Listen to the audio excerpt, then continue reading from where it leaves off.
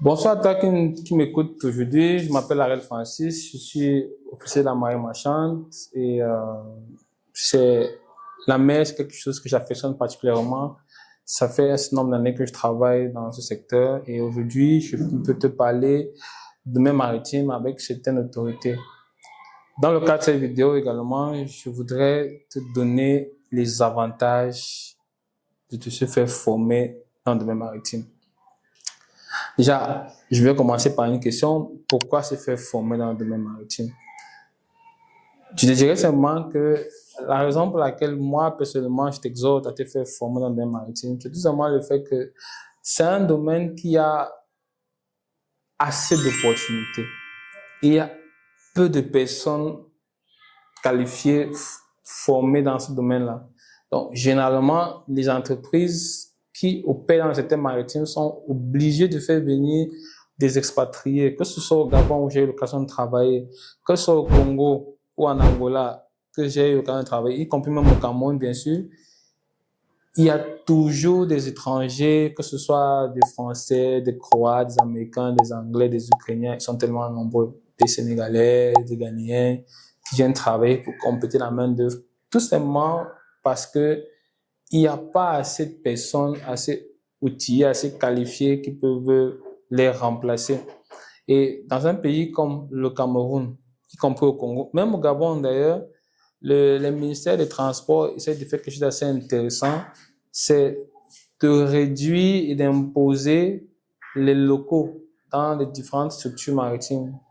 Parce que voilà, il faudrait bien que les locaux puissent prendre le relais. Mais j'ai envie de vous rappeler que jusqu'alors, le besoin ou le déficit est toujours très important. Et la raison première, c'est tout simplement le fait qu'il n'y a pas assez de personnes qualifiées. Je ne sais même pas, à un moment donné, on voudrait croire que les étudiants ne s'intéressent pas à ces formations.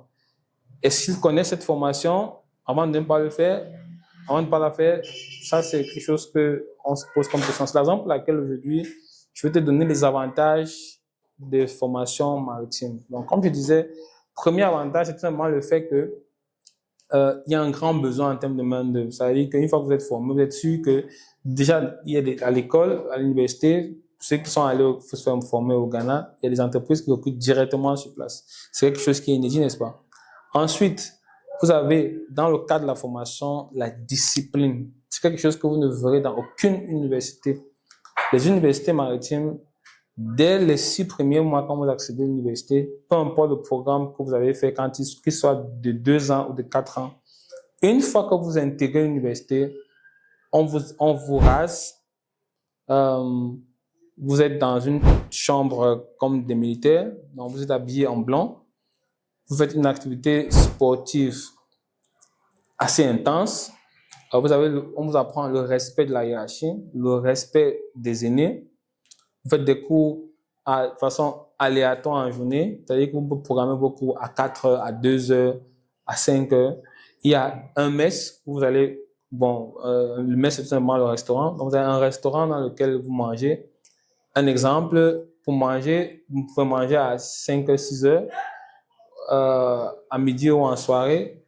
L'une des exigences, c'est que vous devrez être bien habillé. Quand on dit bien habillé, c'est pas de porter un t-shirt ou bien de tout simplement s'habiller simplement, non.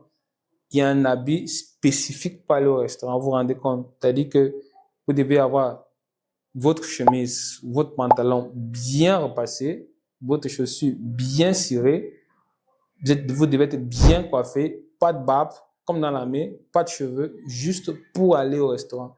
Et je vous rappelle que même si vous n'êtes pas suffisamment coiffé, bien arrangé, bien vêtu, comme j'ai expliqué, vous risquez même d'être puni dans la plupart des cas. Donc, ça, c'est juste un exemple sur un certain nombre d'éléments que vous allez trouver durant la formation. Ça, c'est un deuxième avantage. Un troisième avantage, c'est vraiment le fait que vous allez apprendre l'anglais. L'anglais sera ce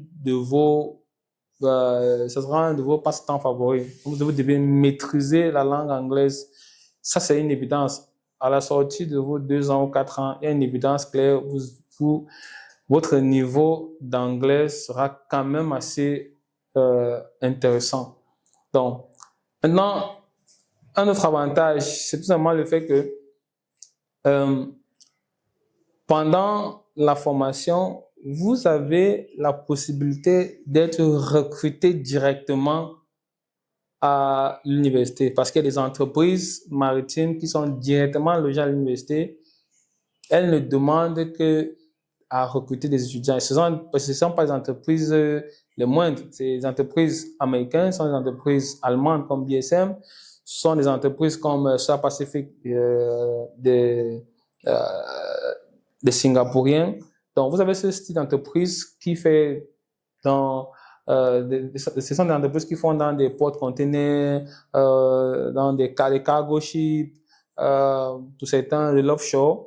Donc, vous avez des entreprises comme ça qui sont à l'université, qui recrutent directement des étudiants. Généralement, les meilleurs sont recrutés. Autre avantage que je voudrais également noter, c'est que le meilleur, du moins ce qu'on appelle le premier de la classe, est exonéré de 90% du coût de la scolarité. C'est-à-dire qu'en fait, il ne paye que 10% à condition qu'il soit ce qu'on appelle un first class. Donc, il doit être parmi le premier de la classe. Donc, et je rappelle que la scolarité, c'est généralement 2,5 millions l'année. C'est-à-dire qu'une année académique, 2 semestres, elle revient à 2,5 millions. Donc, les 2,5 millions, j'ajoute à ça que dans les 2,5 millions de francs CFA, c'est compris le logement, la nutrition et le coût de la scolarité même. Donc, ça veut dire que c'est un forfait que l'université propose.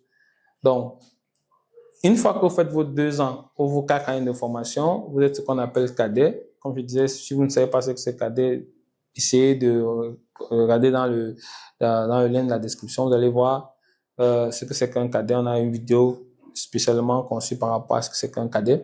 Donc, une fois que vous avez terminé la formation, vous êtes ce qu'on appelle cadet. Et à partir du moment où vous êtes cadet, vous allez aller sur le terrain travailler comme stagiaire. Donc, cadet, c'est encore un stagiaire, mais un stage professionnel qui est rémunéré. Un autre avantage, c'est tout simplement le fait que vous avez des salaires extrêmement compétitifs. C'est-à-dire que un étudiant qui a terminé sa formation de 2 ans, 4 ans, quand il finit, généralement le salaire minimum que les entreprises proposent comme stagiaire, c'est généralement $500. Vraiment, ça c'est pour ceux qui n'ont pas été chanceux d'avoir un stage à $500. $500 qui n'est simplement que 300 000 francs CFA. Vous imaginez un peu. Donc, il y a des stagiaires qui ont $1,000, $1,200 par mois. Et généralement, ils partent sur des périodes quand même assez importantes, c'est-à-dire que sur une année. C'est-à-dire que l'université te propose un stage, aller faire un stage peut-être dans un bateau qui ira en Thaïlande ou bien en Asie du Sud-Est, ou bien qui ira au Canada, ou bien qui ira au Pérou, peu importe. Mais sauf que vous irez sur une période d'environ une année. Le minimum, c'est 10 mois, généralement, 10 mois, 9 mois par là. Donc, vous faites le calcul. Donc, c'est $5 sur 10 mois, ça fait $5,000. Donc, si c'est $1,000, $1,500 sur 10 mois, ça fait $12,000. Ça, ce n'est que comme stagiaire. Vous imaginez un peu. Donc, pour ceux qui ne connaissent vraiment pas comment ça se passe, sachez qu'il y a des marins qui se font environ $15,000 par mois, voire même plus, en plus de ce que je vous dis. Donc, c'est cette activité où j'encourage beaucoup de jeunes. C'est-à-dire que si tu as un baccalauréat technique, un baccalauréat scientifique, et que tu as les moyennes en anglais, tu as les moyennes en physique, en mathématiques, sache que tu es éligible pour ce programme. Et dans ce programme, il n'y a pas un concours particulier, c'est juste une étude de dossier. On prend les meilleurs dossiers. Donc, il n'y a pas de forme de négociation, il n'y a pas de forme de parrainage, ça n'existe pas. Parce que les jurys qui délibèrent les dossiers ne se connaissent pratiquement pas. On ne vous connaît pas, ils ne nous ont jamais vu. Tout ce qui les intéresse, c'est de prendre le meilleur profil. Donc, ça, c'est un avantage considérable que vous ne devez pas négliger. Donc, vous pouvez suffisamment changer votre vie rien qu'en faisant ces formations. Vous imaginez un étudiant, je prendrai le cas par exemple d'un de mes premiers clients que j'ai envoyé au Ghana se faire former en 2014. Aujourd'hui, il fait pratiquement $5,000 chaque mois. Donc, ce sont des formations que beaucoup de personnes ne connaissent pas, mais qui sont assez intéressantes dans le sens où il y a de la rémunération quand même assez conséquente. Un autre avantage, je l'ai dit un peu plus haut, peut-être de façon subliminale, c'est les voyages. C'est-à-dire que généralement, quand vous avez un certain niveau, une certaine expérience, vous bénéficiez du fait que vous pouvez voyager facilement. Pas facilement que vous allez vous parler dans une entreprise comme Air France et dire que voilà, vous êtes marin voyager. Non, c'est pas dans ce sens-là. Ça veut dire que vous bénéficiez de voyager.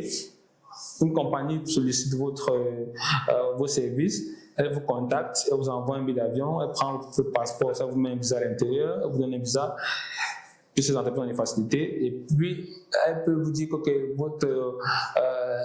vous allez embarquer peut-être à partir peut-être de l'Éthiopie, peut-être à partir du Maroc, peut-être à partir de la France, peut-être à partir de l'Afrique du Sud ou de l'Angola. Donc, et durant vos déplacements, vous êtes logé dans les billets d'avion, vous êtes nourri et dans les meilleurs hôtels. Moi, particulièrement, j'ai l'occasion de faire les meilleurs hôtels de ma vie que j'ai pu faire. Je sais que je n'aurais pas pu les payer de mes propres frais, donc ce sont les entreprises qu'on paye. Donc, ça, c'était les avantages que je voulais vous faire partager si vous êtes intéressé par des formations maritimes. Si tu veux devenir capitaine, officier, faire la mécanique navale, tu veux être ingénieur en mécanique navale, tu veux être chef mécanicien, tu veux être matelot, tu voudrais être cuisinier, tu voudrais être soudeur en main. Si ce sont des sujets qui te passionnent, qui t'affectionnent, ce sont des choses que tu aspires et que tu ne sais pas où commencer. Tu vas aller au Ghana fréquenter à la Revenant Maritime University et que tu ne sais pas par où commencer. Je vais te laisser le contact. Tu vas s'afficher et tu vas nous contacter et nous allons t'aider à pouvoir te trouver une inscription, une admission à l'université. Nous allons mettre en place dans notre dispositif, c'est de te recevoir à l'aéroport et de t'insérer à l'université après avoir payé ta scolarité. Ça, c'est le travail que nous faisons. Nous accompagnons les étudiants désireux de poursuivre leurs rêves, leur carrière, leurs études dans le domaine maritime à pouvoir avoir la possibilité d'intégrer une université maritime comme celle du Ghana. Donc, n'hésite pas de t'abonner à cette page et de nous laisser en commentaire tes interrogations. Nous allons prendre un plaisir de te répondre. J'espère te revoir la prochaine fois. Ciao, ciao. À la prochaine.